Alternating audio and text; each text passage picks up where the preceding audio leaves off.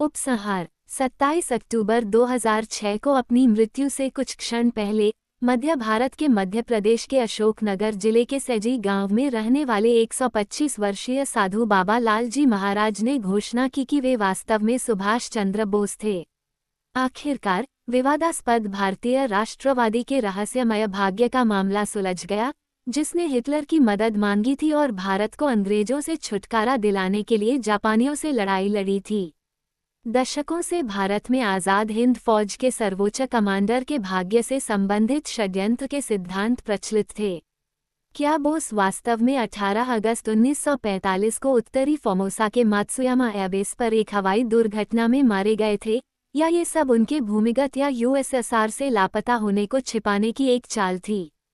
सच्चाई जो भी हो, मुझे पहले तो गुदगुदी हुई, फिर मैं भावुक हो गया और बाबा लालजी महाराज की रहस्यमयी मौत की कहानी सुनकर मैं थोड़ा चौंक गया।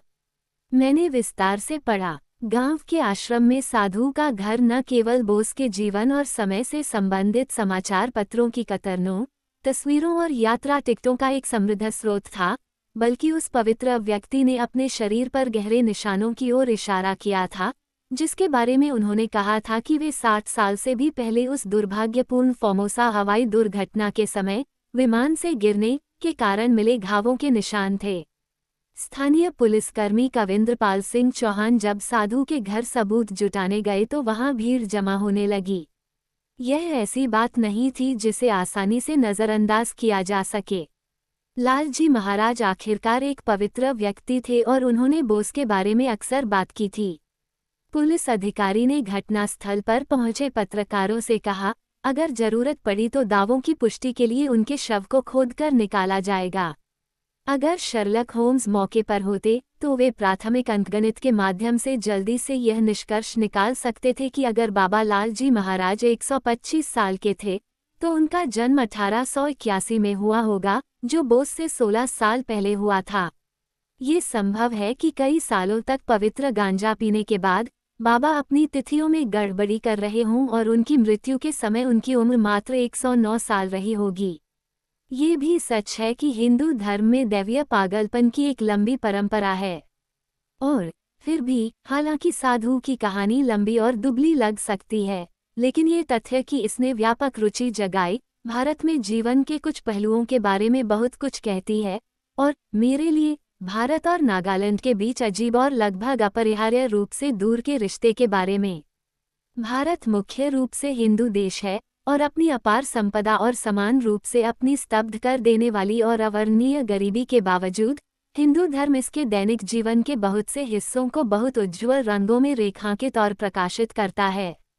भारत में लगभग 4 से 5 मिलियन साधु रहते हैं। कुछ को संत गुरु माना जाता है, जबकि कुछ ऐसे भी हैं जो पर्यटकों के बीच जाने जाते हैं, जो केवल आकर्षक रूप से सजे धजे अभिनेता हैं जो उदारपस वाले विदेशियों की मूर्खता का नाटक करते हैं, जिन्हें लगता है कि उन्हें एक पवित्र व्यक्ति को दान देना चाहिए। साधुओं की अहम भूमिका होती है कुंभ मेले में। अमरता के अमृत कलश का यह महान उत्सव हर 3 साल में मनाया जाता है, जो गंगा के किनारे 4 पवित्र शहरों में बारी बारी से मनाया जाता है। हिंदू सृष्टि मिथकों में देवताओं ने एक बार कुंभ घड़े के लिए भयंकर युद्ध लड़ा था, जिसमें अमरता का अमृत भरा हुआ था। इस संघर्ष में इलाहाबाद, हरिद्वार, नासिक और उज्जैन के शहरों में 4 बूंदें धरती पर गिरीं। ये हिंदू त्योहारों के सबसे बड़े मेजबान शहर हैं। मैं जनवरी 2001 में इलाहाबाद में कुंभ मेले में शामिल हुआ था। गंगा और यमुना के संगम में स्नान करने के लिए एकत्र हुए थे। ज्ञान की नदी यमुना में 70 से 10 करोड़ तीर्थयात्री आते थे। हाँ, वास्तव में इतने ही, निश्चित रूप से उपमहाद्वीप के हर अंतिम साधु की संगति में। सभी समर्पित हिंदू अपने जीवन में कम से कम एक बार यहाँ स्नान करने का लक्ष्य रखते हैं। और ऐसा करने का क्या समय है, क्योंकि धार्मिक त्योहारों में से ये सबसे रंगीन, मार्मिक और अभिभूत करने वाला है। इन महान त्योहारों पर साधुओं को गुरु के रूप में खोजा जाता है। यहाँ, अगर कहीं भी, वे केवल भिखारी या रंगीन तपस्वी नहीं हैं जिन्हें पर्यटक आसानी से समझ सकते हैं, बल्कि वे दिव्य के जीवित अवतार हैं। जब वे मर जाते हैं तो साधु गंगा के स्रोत पर विष्णु के पवित्र पर्वत की तलहटी में रहने के लिए चले जाते हैं, जहां वे ज्ञान की स्थिति में गौरव करते हैं। यदि आपको हिंदू धर्म के शानदार जटिल तरीके आपके अपने अनुभव से बहुत अलग लगते हैं और उन्हें स्वीकार करना बहुत मुश्किल है, तो संदेह करना आसान है। लेकिन यहाँ मुद्दा यह है कि जब उन्होंने मरते समय एक स्थानीय पुलिसकर्मी को अपना रहस्य बताया, तो बाबा लालजी महाराज कह रहे थे कि वो स्वयं दिव्य थे। मध्य प्रदेश की घटना के बारे में मैंने जिन अलगाववादी नागाओं से बात की है, उनके लिए बाबा लालजी महाराज की कहानी महत्वपूर्ण है, क्योंकि यह उनकी भावना को रेखांकित करती है कि भारत या हिंदुस्तान के पास नागाओं पर अपने मूल्यों, अपनी राजनीति और अपनी विदेशी जीवन शैली को प्रभावित करने का लगभग दिव्य मिशन है। भले ही उनकी धार्मिक मान्यताएं न हों, हिंदू धर्म खुद किसी भी धर्म के पनपने से खुश है, जबकि हिंदू कट्टरवाद एक बहुत ही हालिया घटना है जिसे शायद असहिष्णु ईसाई और इस्लामी कट्टरवाद के उदय के प्रतिकार के रूप में सबसे अच्छी तरह से समझाया जा सकता है। निश्चित रूप से कई नागा मानते हैं कि उनके पहाड़ों पर भारत का उपनिवेश हो रहा है या उन्हें मुख्य भूमि के भारतीयों द्वारा संरक्षण दिया जा रहा है, जो वास्तव में केवल दो कारणों से नागालैंड में रुचि रखते हैं: भारत और चीन के बीच एक बफर राज्य के रूप में इसकी रणनीतिक भूमिका और इसकी बड़े पैमाने पर अप्रयुक्त खनिज संपदा। जाहिर है, नागा आदिवासियों और भारतीय अधिकारियों के बीच कई गलतफहमियां रही हैं। इनमें से कई गलतफहमियां शायद इस साधारण तथ्य से उपजी हैं कि जब आप नागालैंड से गुजरते हैं तो आपको भारतीयों से मिलना मुश्किल है। सैनिक, हाँ, कुछ लकड़ी काटने वाले ठेकेदार, हेलीकॉप्टर पायलट और अच्छे इरादे वाले संरक्षणवादी, लेकिन नागालैंड में आने वाली बुनियादी ढांचे की सब्सिडी पर मोटा होने वाले सिविल सेवकों और राजनेताओं का लगातार बढ़ता समूह शायद अदृश्य हो। जब अधिकारी नागालैंड के छोटे शहरों और पहाड़ी गांवों में जाते हैं तो वे आमतौर पर हेलीकॉप्टर से या फिर सैन्य एस्कॉर्ट के साथ कारों के काफिले में जाते हैं। बेशक उनके पास घात लगाकर हमला किए जाने और यहाँ तक कि अचानक मौत से डरने के लिए हर कारण है। फिर भी नागालैंड के नए शासक जितने दूर दिखाई देंगे, उतना ही यह संदेह बढ़ेगा कि नागा दूसरे दर्जे के नागरिक हैं, नग्न, गाते नाचते नरभक्षी जिन्हें नीची निगाह से देखा जाता है। पिहुटा एक नागा डॉक्टर हैं जो जरूरी मेडिकल सप्लाई लेकर गांव-गांव जाती हैं और बच्चों को बीमारियों से बचाने के लिए टीके लगाती हैं। जब हम मोन के उत्तर में एक गांव में साथ साथ टहल रहे थे, तो मैंने उनसे पूछा कि राज के बारे में उनका क्या ख्याल है। मैं ब्रिटिश साम्राज्य के पक्ष में नहीं खड़ा हूँ, लेकिन मेरे पिता और दादा और कई चाचा कहते हैं कि वे गैर प्रशासित क्षेत्रों के गांवों में भी ब्रिटिश अधिकारियों से मिलते थे। वे तब गाड़ी नहीं चलाते थे या उड़ते नहीं थे, वे पैदल चलते थे, और मुझे लगता है कि पैदल चलकर और ग्रामीणों से आमने सामने मिलकर और उनके साथ चाय और बियर पीकर वे हमारे बारे में काफ़ी कुछ जान गए थे और यहाँ तक कि हमारे लोगों की प्रशंसा भी करने लगे थे। मैं यह नहीं कह रहा हूँ कि हमारे लोगों और अंग्रेजों के बीच बुरी चीज़ें नहीं हुई, हालांकि भारत में कोई भी इससे सहमत नहीं होगा। मुझे लगता है कि भारत के सत्ता में आने से पहले पुराने दिनों में चीज़ें थोड़ी बेहतर थीं। मैं पैसे और निचले इलाकों में आधुनिक जीवन शैली के बारे में बात नहीं कर रहा हूँ, बल्कि लोगों को जिस तरह से देखा जाता था उसके बारे में बात कर रहा हूँ। शायद वह मेरे प्रति दयालु थी। ब्रिटिशों ने साम्राज्य चलाने के बारे में जो कुछ सीखा था, उसका एक हिस्सा अनजाने में रोमनों और मंगोलों दोनों की परंपराओं पर आधारित था, जिनका अपना साम्राज्य हंगरी से वियतनाम तक फैला हुआ था। दोनों को एहसास हुआ कि अगर वे स्थानीय लोगों को उनकी अपनी व्यवस्था और संस्कृतियों पर छोड़ दें और उन्हें रोजमर्रा की जिंदगी के क्षेत्रों में नियंत्रण की एक निश्चित सीमा तक स्वतंत्रता दें, तो वे अपनी पहचान को बनाए रखने के लिए राजनीतिक नियंत्रण को कमोबेश छोड़ने को तैयार होंगे। ब्रिटेन ने स्थानीय राजकुमारों और आदिवासी सरदारों के जरिए भारत और बर्मा पर शासन किया, लेकिन आखिरकार साम्राज्यवादी पैर पर जूता पड़ा। हालांकि मेरी धारणा यह है कि नागाओं को या तो कई समकालीन भारतीय अधिकारी नीची नज़र से देखते हैं या फिर उन्हें लगता है कि उन्हें नीची नज़र से देखा जा रहा है। किसी भी तरह से यह एक सुखद स्थिति नहीं है। 2009 की शुरुआत में भारत के राष्ट्रीय अभिलेखागार से 1979 में दिल्ली में गृह मंत्रालय को सौंपे गए राज्य के नक्शे के खो जाने की स्थिति में मदद करने के लिए कहा गया था। यह नक्शा एक महत्वपूर्ण दस्तावेज था जिसका उद्देश्य आंशिक रूप से असम के साथ सीमा विवादों को सुलझाना था।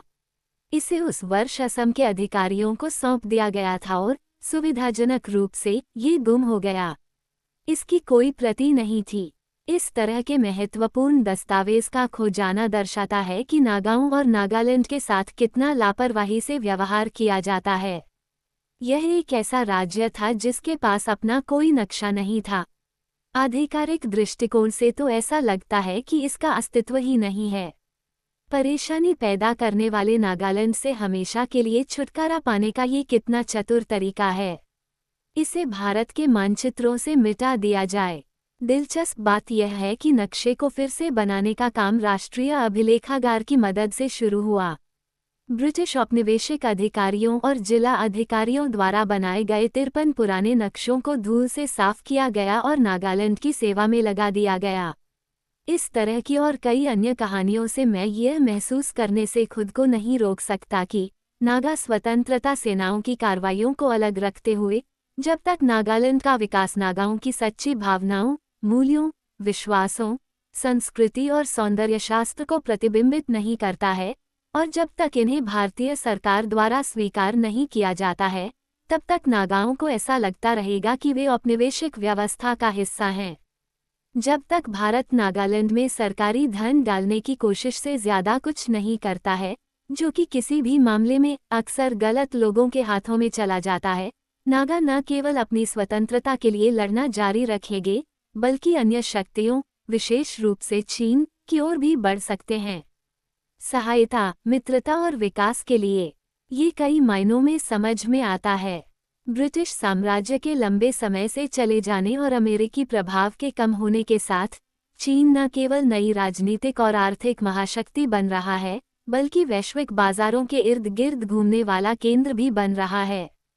जिस किसी ने भी चीनियों को काम करते देखा है, न केवल बोर्डरूम और सरकारी कार्यालयों में बल्कि अफ्रीका, वेस्ट इंडीज और लैटिन अमेरिका के विभिन्न हिस्सों के कारखानों और खेतों में, वह जानता होगा कि उनका उद्देश्य चाहे जो भी हो, वे दुनिया के गरीब और जर्जर देशों के विकास में कितने प्रभावी ढंग से योगदान दे रहे हैं। इस तथ्य को देखते हुए कि नागा लोग खुद दक्षिण पश्चिम चीन में पैदा हुए होंगे, वे खुद को एक ऐसी जाति के साथ हाथ मिलाते और बियर पीते हुए पा सकते हैं, जिसके बारे में उन्हें लगता है कि वे भारत के हिंदू मैदानी लोगों या निश्चित रूप से बहुत पहले के अंग्रेजों से ज्यादा समान हैं। ये तथ्य कि नागा लोग अंग्रेजी बोलते हैं और चीनियों के साथ उनके ऐतिहासिक सांस्कृतिक संबंध हैं, सिद्धांततः वैश्विक आर्थिक विकास के संदर्भ में उन्हें अनुकूल स्थिति में रखता है। और फिर भी वे भूमि से घिरे हुए हैं, प्रभावी रूप से बाकी दुनिया से कटे हुए हैं और 60 साल के युद्ध से आपस में बंटे हुए हैं। नागालैंड के कुछ बेहतरीन दिमाग, सबसे शिक्षित लोग NSCN और विशेष रूप से NSCN-IM के सदस्य हैं, जो राज्य के बड़े हिस्से में और 1963 की सीमाओं से परे, प्रभावी रूप से अपने स्वयं के मंत्रियों और मंत्रालयों के साथ एक दूसरी या ओवरलैपिंग सरकार के रूप में कार्य करता है। भारत की पूर्व की ओर देखो नीति नागालैंड और उत्तर पूर्व के अन्य बहन राज्यों को आधुनिक दुनिया में लाने का एक तरीका है, जबकि दक्षिण पूर्व एशिया के साथ अपने व्यापार संबंधों को व्यापक और गहरा करना है, आंशिक रूप से वैश्विक अर्थव्यवस्था पर चीनी वर्चस्व को संतुलित करने के लिए। आदर्श रूप से यह नीति धीरे धीरे नागालैंड में एक शिक्षित मध्यम वर्ग का पोषण करेगी जो जल्द ही अर्थशास्त्री पढ़ने वाले, अंतर्राष्ट्रीय स्तर पर सोच रखने वाले पूंजीपति वर्ग का पूरी तरह से भुगतान किया हुआ सदस्य बनना चाहेगा। मुझे लंबी दूरी की उड़ानों में द इकोनॉमिस्ट पढ़ना पसंद है। इसका सुखदायक विश्व दृष्टिकोण एडम स्मिथ और के उदार अर्थशास्त्र में निहित है। उदार लोकतंत्र की आरामदायक बाहों में कानून का शासन, विवेक और सामान्य ज्ञान, दुनिया में सब कुछ किसी तरह से अच्छा लगता है। हर लेख सावधानीपूर्वक लिखा गया है, फिर भी बेशर्मी से एक सहज और निर्बाध दर्शन में संपादित किया गया है। संतुलित, मापा हुआ, भावनाओं को शांत किया गया, खुद पर यकीन और हमेशा थोड़ा आत्मसंतुष्ट। इसके विज्ञापन मनोरंजक रूप से घमंडी शीर्षकों से सजी नौकरियों की पेशकश करते हैं। Global chief executive, corporate operations, इस तरह की नौकरी के लिए बिजनेस स्कूलों से डिग्री की आवश्यकता होती है और वेतन की पेशकश की जाती है जिससे नागालैंड के 2500 परिवारों को 1 साल तक आश्रय, भोजन और कपड़े मिल सकें। लेकिन ये सर्वोच्च तर्कसंगत, बिल्ली से क्रीम मिली दुनिया का दृष्टिकोण, आदिवासी निष्ठाओं, स्वतंत्रता की इच्छाओं या असंख्य अन्य कारकों को ध्यान में रखने में विफल रहता है, जो कई लोगों के लिए सबसे ज्यादा मायने रखते हैं। यद्यपि विश्व भर में व्यापारिक समुदाय इससे असहमत होंगे, फिर भी इस बात की बहुत कम संभावना है कि वैश्विक अर्थव्यवस्था अनेक मतभेदों को पनपने और फलने फूलने की अनुमति दे सकती है, और हम में से कुछ लोग क्लब क्लास के व्यापारिक अधिकारी या राजनेता नहीं बनना चाहेंगे जो महत्वपूर्ण पावरपॉइंट प्रेजेंटेशन सम्मेलनों में भाग लेने के लिए दुनिया भर में यात्रा करते हुए आकर्षक सूट पहनते हों। किसी भी ऐसे व्यक्ति को रोमांटिक, आधुनिक डॉन क्विक्सोट के रूप में लेबल करना आसान है जो अंतर की तलाश करता है और उसे प्रोत्साहित करता है। फिर भी मुझे लगता है कि दुनिया में उन लोगों के लिए यह महत्वपूर्ण है जो खुद को अनसुना, गलत समझा हुआ या किसी अंधेरे और असहज कोने में धकेला हुआ महसूस करते हैं, जहां कोई विदेशी रोशनी नहीं चमकती है। उनकी कहानी बताई जानी चाहिए और उन्हें यह महसूस होना चाहिए कि उन्हें हर किसी के साथ कदम से कदम मिलाकर आधुनिक दुनिया में आगे बढ़ने की ज़रूरत नहीं है।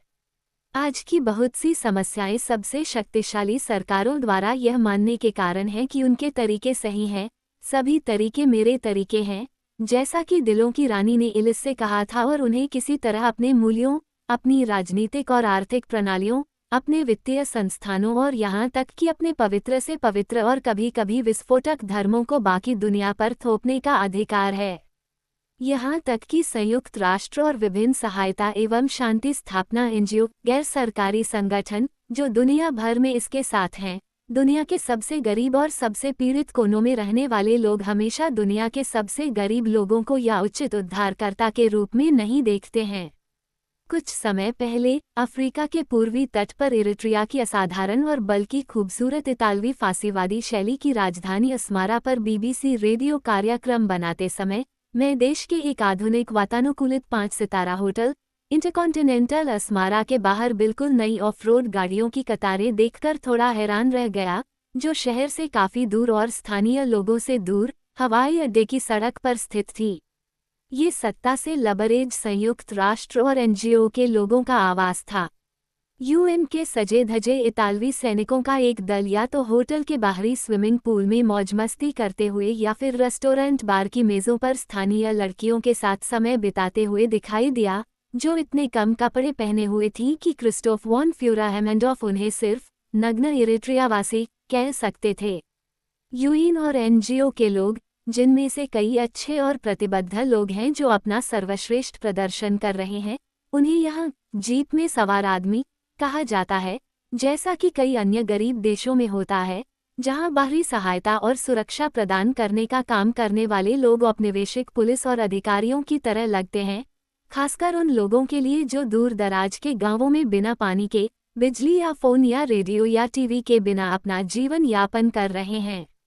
नागा विजिल मानवाधिकार कार्यकर्ता डेविड वार्ड का उदाहरण इस बात का एक अच्छा उदाहरण है कि कैसे एक स्वतंत्र विचार वाले विदेशी व्यक्ति के सबसे अच्छे इरादों को, यहाँ तक कि एक बड़े दिल वाले, अत्यधिक व्यक्तिगत और किसी विशेष लोगों के हित में बुद्धिमानी से सहानुभूति रखने वाले व्यक्ति के इरादों को भी एक ऐसे देश में सभी पक्षों द्वारा गलत समझा जा सकता है जो खुद से ही युद्ध कर रहा है।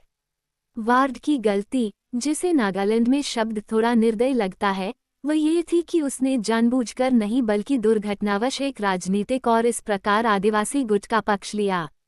ऐसा करने पर उसने खुद को भारतीय सुरक्षा बलों और प्रतिद्वंद्वी नागा गुटों दोनों के द्वारा शिकार होते पाया। अब कई नागा लोग उसे सबसे अच्छे रूप में एक हस्तक्षेप करने वाले व्यक्ति और सबसे बुरे रूप में एक दुश्मन के रूप में देखते हैं, और ये तब है जब उसने नागालैंड के कुछ सबसे गरीब गांवों में कई वास्तविक लाभ पहुंचाए हैं। मेरी अपनी भावना यह है कि नागालैंड की मदद करने का सबसे अच्छा तरीका यह है कि मैं इसकी कहानी को दुनिया के सामने लाऊं, इस उम्मीद में कि इसकी दुर्दशा पर खुले तौर पर और समझदारी से चर्चा की जा सके। अगर भारत नागालैंड की सीमाओं को विदेशियों के लिए खोल दे तो यह शायद बेहतर होगा न कि बुरा। इस कठिन लेकिन आकर्षक इलाके में पर्यटकों की बाढ़ कभी नहीं आएगी, और फिर भी नागाओं और दुनिया के विभिन्न कोनों के लोगों के बीच विचारों, सपनों, मूल्यों, चिकित्सा सहायता और संयुक्त उद्यम परियोजनाओं का आदान प्रदान इसे कम सताए जाने, बाहरी प्रभावों के प्रति कम संदिग्ध महसूस करने और यहाँ तक कि इसे फलने फूलने में भी सक्षम बना सकता है। हाल के इतिहास में कई विदेशियों ने अलग थलग और उत्पीड़ित लोगों को आज़ाद कराने की कोशिश की है। उनके बेहतरीन इरादों के बावजूद उनके कार्यों के परिणाम अक्सर मिश्रित, भ्रमित और गलत समझे गए हैं।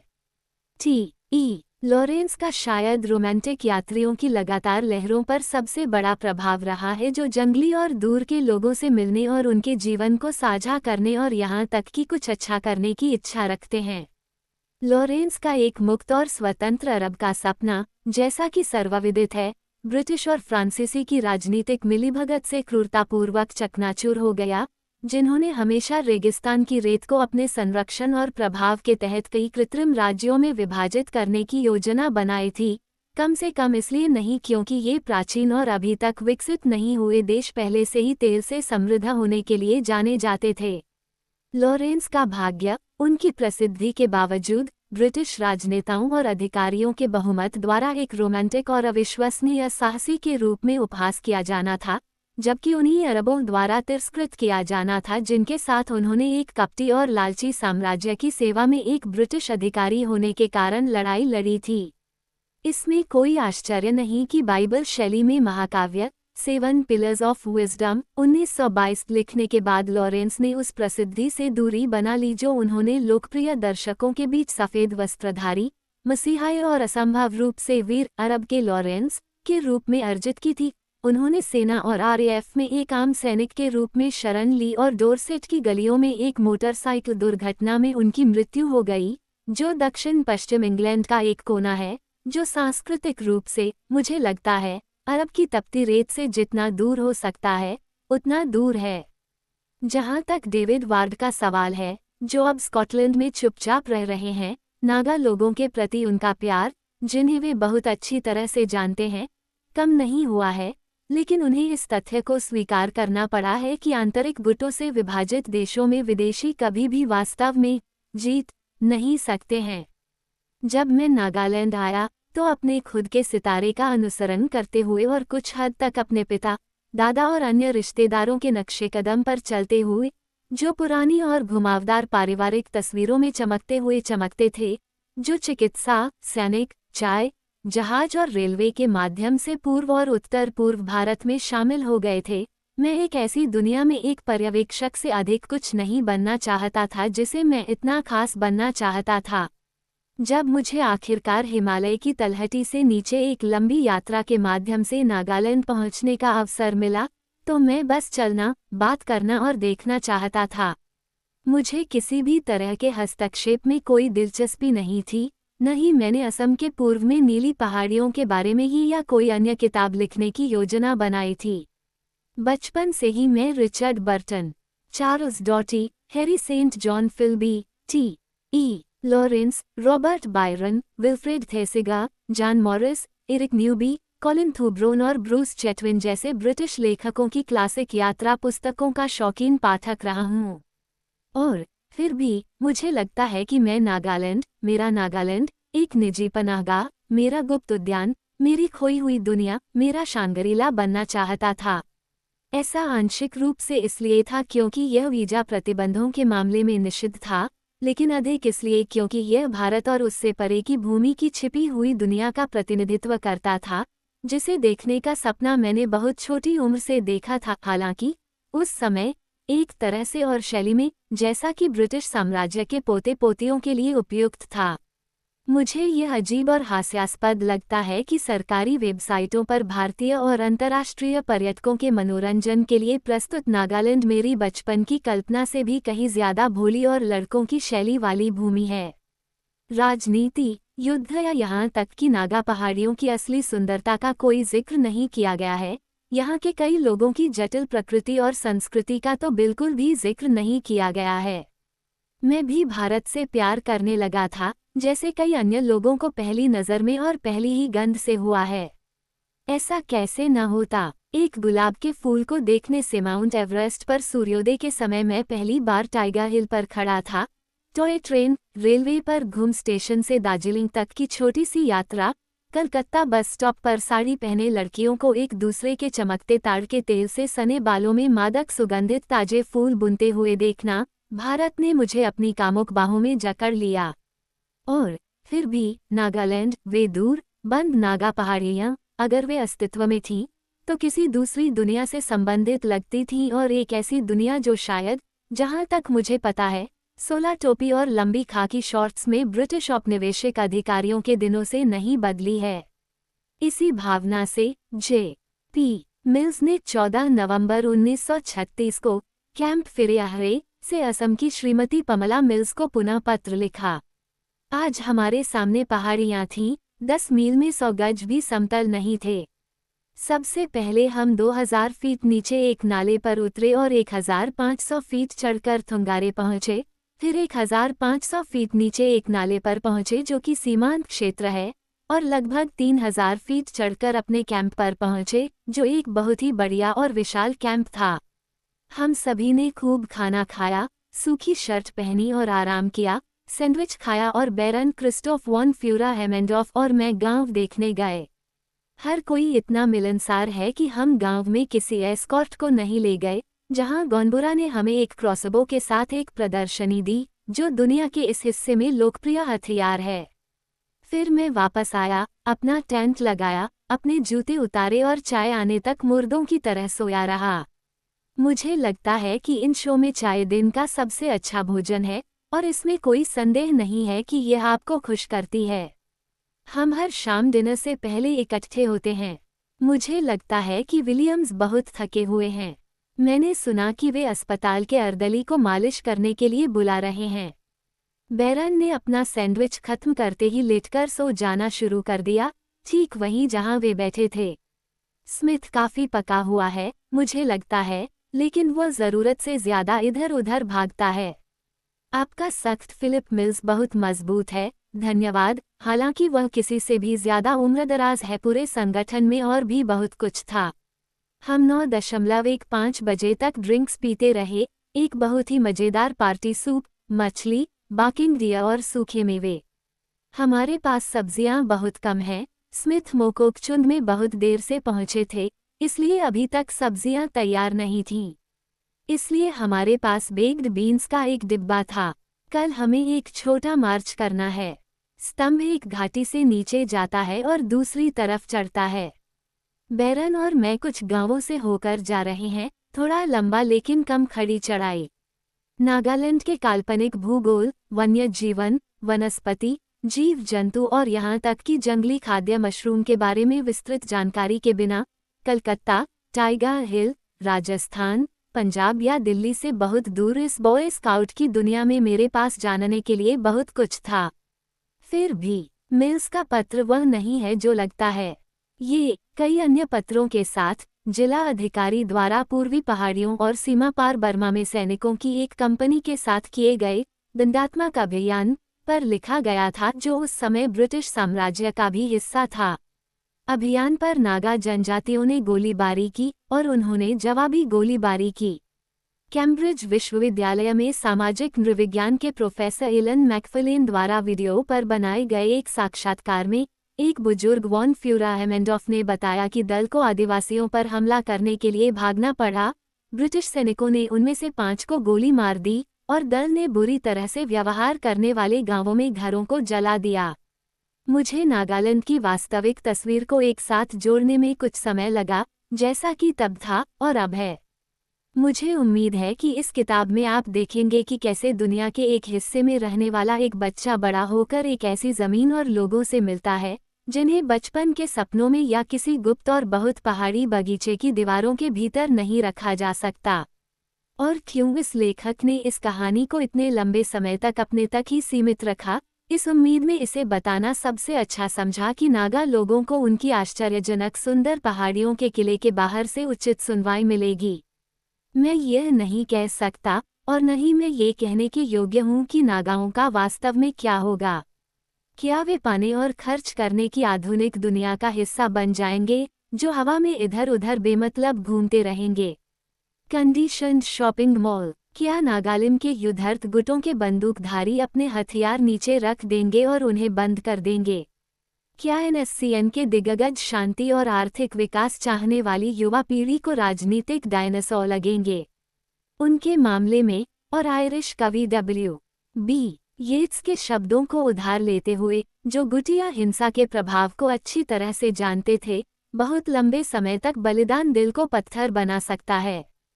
और क्या भारत सरकार आखिरकार अपनी सेना को बता सकती है कि एक दिन जल्द ही उसे नागालैंड में बेरोकटोक गिरफ्तारी का अधिकार नहीं रहेगा? भारत के प्रति अविश्वास रखने वाले नागा लोग संप्रभुता की अपनी खोज से इस तरह चिपके हुए हैं जैसे कि वे किसी टोटेम पोल से चिपके हुए हों, जैसा कि लेफ्टिनेंट जनरल N.S. नरहरी ने अपनी पुस्तक security threats to North East India में राज्य के अपने विचारशील विश्लेषण में रेखांकित किया है। फिर भी जनजातीयता और गुटिया युद्ध ने स्वतंत्रता को हासिल करना लगभग असंभव बना दिया है। हालांकि नरहरी इस बात को स्वीकार करते हैं कि नागाओं का दावा है कि जनजातियों को कभी भी गुलाम नहीं बनाया गया है, लेकिन वे इस बात की ओर इशारा करते हैं कि नागा समाज की सबसे बड़ी ताकत इसका संगठन का ग्राम स्तरीय लोकतांत्रिक तरीका था। हालांकि जैसा कि वे कहते हैं, नौकरशाही की भ्रष्ट परतों के प्रसार से यह कमजोर हो गया है। यह एक ऐसी भूमि है जो सुंदर और उत्पादक दोनों हो सकती है, जिसमें जल विद्युत, वन्यजीव अभयारण्य, कॉफी बागान, सुंदर डिजाइन और शिल्पित वस्तुओं का निर्माण, अच्छी तरह से तैयार किए गए खेत और गांव हैं जो पानी बहने, क्लिनिक खुलने और स्कूलों में पढ़ाई होने के बावजूद अपना चरित्र बनाए रख सकते हैं। एक उष्णकटिबंधीय स्विट्जरलैंड? बिल्कुल नहीं, लेकिन वर्तमान में गरीब और पुलिस वाले भारतीय उपनिवेश की तुलना में कहीं अधिक समान है। आखिरकार यह एक ऐसी भूमि है जो अपने सभी अलगाव के बावजूद पिछले दशकों की कुछ महान घटनाओं, वैश्विक भाषाओं और विश्व नेताओं से जुड़ी हुई है। बाबा लालजी महाराज के विचित्र मामले ने मुझे उन असाधारण पात्रों की याद दिला दी जिन्होंने नागालैंड के निर्माण में भूमिका निभाई है। किसने कभी सोचा होगा कि नागालैंड के पहाड़ी रास्ते हमें अडोल्फ हिटलर और सम्राट हिरोहितो के कार्यालयों तक ले जा सकते हैं? और फिर भी कोहिमा की लड़ाई, जो द्वितीय विश्व युद्ध की सबसे महत्वपूर्ण लड़ाइयों में से एक है, काफी हद तक अज्ञात है या भुला दी गई है। इसलिए नागालैंड और नागाओं की कहानी दीवारों में ही सिमटी हुई है, एक ऐसी भूमि जहां आप बादलों के ऊपर चलते हैं लेकिन जो एटलस से लगभग पूरी तरह मिट चुकी है। मैंने इसे फिर से रंगने की पूरी कोशिश की है।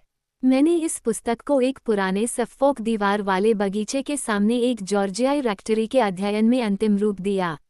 अधिकांश दिनों में बगीचा पक्षियों से भरा रहता था। एक ठंडी हवा से भरी सुबह, जब समुद्र बहुत दूर नहीं, इस ओर लुटेरे सीगल के झुंड को लेकर आया था, मैंने इन गुप्त दीवारों के अंदर चोंच मारने के क्रम पर उनके प्रभाव को दिलचस्पी से देखा। हमेशा की तरह छोटे पक्षी गौरैया, रॉबिन, फिंच एक सेब के पेड़ से लटके फीडर में पेश किए गए सूरजमुखी के बीजों के लिए झगड़ रहे थे।